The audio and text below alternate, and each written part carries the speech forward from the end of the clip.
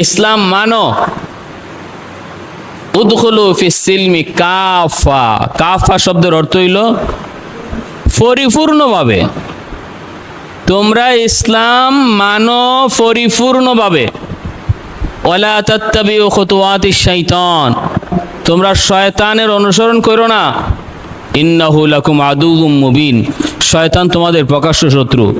এই হলো আল্লাহ পাকের কথার সরল তর্জমা।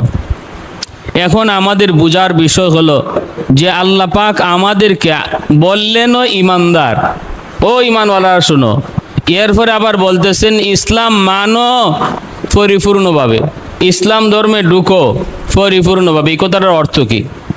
এই কথাটার মানে হলো তাফসীরে কিতাবের মধ্যে লিখছেন, এর উদ্দেশ্য হলো আল্লাহ পাকের ইসলাম মানতায় সব জায়গায়